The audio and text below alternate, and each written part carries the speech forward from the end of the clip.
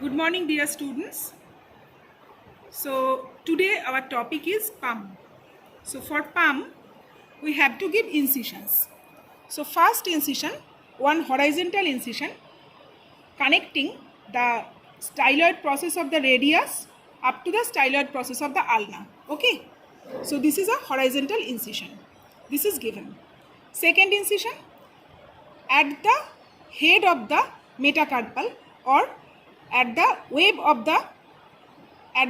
the fingers on the palmar aspect. Second horizontal incision is given. Now midpoint of these two incision that is joined by a vertical line, and this vertical line or vertical incision is extended up to the base of the distal phalanx. Fine. So this is third incision. Third incision joining the midpoint of these two horizontal incision, extending up to the base of the terminal phalanx. Fine. Next, one fourth incision is given from the midpoint of the first incision to the along the medial aspect of the thenar eminence and along the base of the terminal phalanx of the thumb. Now skin flaps are reflected laterally and medially. So now we have entered into the palm. Like other areas, you know, after reflecting skin, we will get the superficial fascia. Now in the superficial fascia of the palm, we will get cutaneous nerves, veins and a muscle.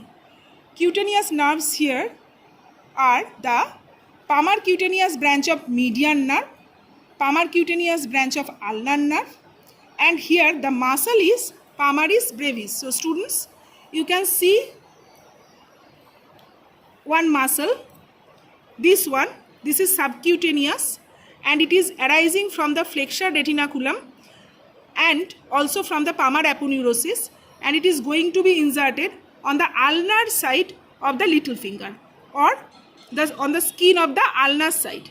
Okay, so this is the palmaris brevis, and this palmaris brevis is supplied by the superficial branch of the ulnar nerve. Okay, so we will get this in the superficial fascia. Next is the deep fascia. So in the deep fascia of the palm, we will get the modification of the deep fascia in three structure.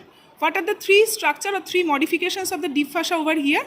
One is the flexure retinaculum. So you can see here this thing, this fibrous structure, this is the flexure retinaculum, and the flexure retinaculum, what is that? This is nothing but the modification of the deep fascia in front of the carpus, which converts the carpus into a osseofibrous tunnel. So this is the flexure retinaculum. This is the lateral pillar of the flexure retinaculum, and here is the medial pillar of the flexure retinaculum. Now some structures are passing above the flexure retinaculum, some structures are passing beneath the flexure retinaculum. So structures which are passing above or superficial to the flexure retinaculum, among them there is palmar cutaneous branch of median nerve, superficial branch of radial artery, palmar cutaneous branch of ulnar nerve, and also you can see here this is the ulnar artery and the ulnar nerve. These two structures, they are going or passing superficial to the flexure retinaculum. This is flexure retinaculum and these two structures are passing superficial to them. Now what are the structures deep to the flexure retinaculum? The structures deep to the flexure retinaculum, there is median nerve. So students, you can see this is median nerve. This is median nerves, and the tendon of the flexure pollicis longus, this is the tendon of the flexure pollicis longus. Four tendons of the flexure digitorum superficialis. So four tendon of the flexure digitorum superficialis and tendon of the flexure digitorum profundus. So these structures are passing beneath the flexure retinaculum. I repeat, so median nerve, then tendon of flexure pollicis longus along with synovial sheath, tendon of four tendons of flexure digitorum superficialis along with synovial sheath, then tendon of four tendons of flexure digitorum profundus. Okay, and one structure, that is flexure carpi radialis. This is the flexure carpi radialis, tendon of flexure carpi radialis.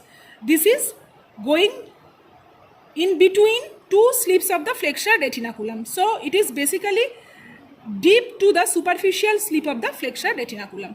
So this is one modification, that is the flexure retinaculum, one modification of the deep fascia. Second modification, that is the palmar aponeurosis. Palmar aponeurosis. So what is that? This is nothing but the tendon of the palmaris longus, and it forms the modification of the deep fascia, that is the palmar aponeurosis. So palmar aponeurosis, actually this covers the palm, and it is divided into central part, one lateral part, one medial part, and the central part of the palmar aponeurosis, this is triangular in shape. The apex is situated here, proximal, and the base is situated distally. And the main function of the palmar aponeurosis is to increase the grip of the palm, and also to protect the neurovascular bundles, that is the nerves and vessels which are entering into the palm. So this is another modification. So two modification, one is flexure retinaculum, one is palmar aponeurosis.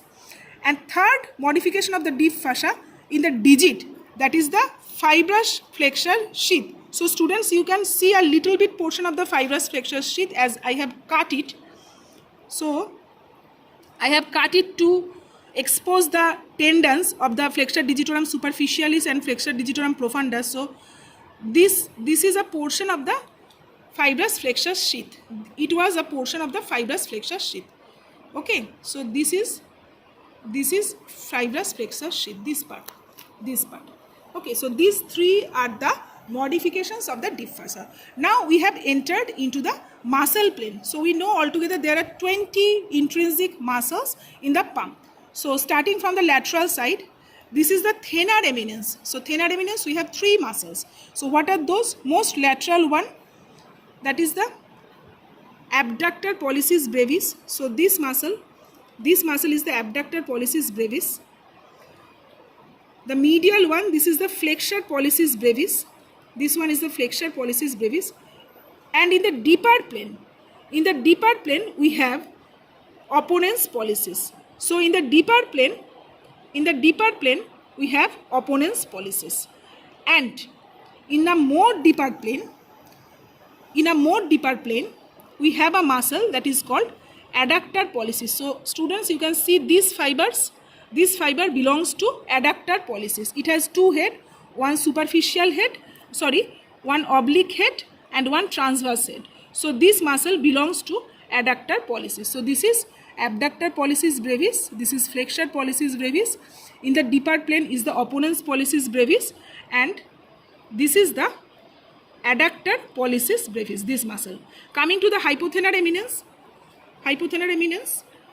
the lateral most muscle, this is the abductor digiti minimi. Then this is the flexure digiti minimi. And on more deeper plane, there will be opponens digiti minimi. So abductor digiti minimi, flexure digiti minimi, and on the more deeper plane, on the medial side, will be opponens digiti minimi. So these are the thenar and the hypothenar group of muscles along with the adductor pollicis. Now there are lumbricals muscle. Now first let's see the tendons. So these four are the superficial tendons, and here you can see these tendons are going to be inserted on the both side or on two sides of the middle phalanx. Okay, we will see that. And beneath the superficial tendon, there are four tendons of the flexure digitorum profundus. So this flexure digitorum tendon, four tendons, they are also coming. They are going to be inserted on the base of the terminal phalanx of medial four fingers. Both superficial and the profundus tendons, they are meant for the medial four fingers. Superficialis tendons are attached on both sides of the middle phalanx. Profundus tendons are attached to the base of the terminal phalanx or distal phalanx. Okay. Now from the profundus tendon, you can appreciate this small worm-like muscle. It is arising from the profundus tendon. You can see this is superficialis tendon. If I lift superficialis tendon, I can see the profundus tendon, this one. So this one is the profundus tendon, and from the profundus tendon, this small worm-like muscle, this is the lumbrical muscle. Okay, so from the 4 profundus tendon, 4 lumbricals muscle are arising. So here is one lumbrical muscle, this one is one first lumbrical, then here is second lumbrical, and this is one lumbrical, third lumbrical, and here will be fourth lumbrical. So this is lumbrical muscle arising from the profundus tendon. Now if I trace the tendons to the digit, then I can see that the superficialis tendons, they are splitting. You can see these superficialis tendons are splitting, right? They are splitting to enclose the profundus tendon. So within the 2 slips of the superficialis tendon, this middle tendon, this is the profundus tendon. This is the profundus tendon, and it is going to be inserted into the base of the terminal phalanx, whereas the superficialis tendons are inserted by the side of the middle phalanx. Now let's see the neurovascular bundles. So dear students, this is the median nerve. This is the median nerve. You can see the median nerve. It first gives a superficial palmar branch, which is superficial to the flexure retinaculum. Now the median nerve passes beneath the flexure retinaculum, and it first gives a recurrent branch. You can see one short recurrent branch, this one. It is giving supply to the thenar muscles. Now after giving the recurrent branch, median nerve is divided into one lateral branch and one medial branch. So this is the lateral branch, and this is the medial branch. Lateral branch again, it is divided into so this one is the lateral, this is the medial branch. Lateral branch again divided into 3 proper digital branch. So this is one, this is second, and this is third. These 3 are the proper digital branch. These 3 are the proper digital branch from the lateral branch. Okay, so they are supplying the adjacent side of the thumb and the radial side of the index finger. Then this is the medial branch of the median nerve. This medial nerve, you can see, medial branch, you can see it is dividing into 2 common digital nerves. Each common digital nerve again divided into 2 proper digital nerves to supply the adjacent side of the index finger and the middle finger, and the adjacent side of the middle finger and the ring finger, right? So actually median nerve supplies 3.5 digits, and the superficial part or the cutaneous supply of the middle part of the palm along with the skin over the thenar eminence. So skin over the thenar eminence along the middle of the palm, and 3.5 digit, skin of the 3.5 digit supplied by the median nerve. And also first and second lumbricals, it is supplied by the median nerve. Okay, so this is about your median nerve and its branches. So you can see easily the branches of the median nerve, how it is distributed in the palm. Now come to the ulnar nerve. So this is ulnar artery and ulnar nerve side by side. You can appreciate this. So this one is artery, tortuous. See, the tortuous one is the artery, and this is the nerve. The nerve, ulnar nerve, it gives also a superficial palmar branch, and then on entering the palm, it is divided into one superficial branch, one deep branch. Deep branch is going deep, right? And it is supplying all the interossei muscle, all the palmar and the dorsal interossei muscles, hypothenar group of muscles, as well as the third and fourth lumbricals. And this superficial branch, it is supplying the palmaris brevis muscle, this muscle, that is the palmaris brevis, I told you, and it is giving supply to the 1.5 digit, 1.5 skin of the 1.5 digit on the medial aspect. So this is the ulnar nerve. It is giving first a proper digital nerve which is supplying the little finger, and a common digital nerve which is supplying the adjacent side of the ring finger and the little finger. Okay, so this is ulnar nerve and this was median nerve. This is ulnar nerve and this is median nerve. Now comes to the vessel. So two vascular anastomosis is formed in the palm. One is the superficial palmar arch, one is the deep palmar arch.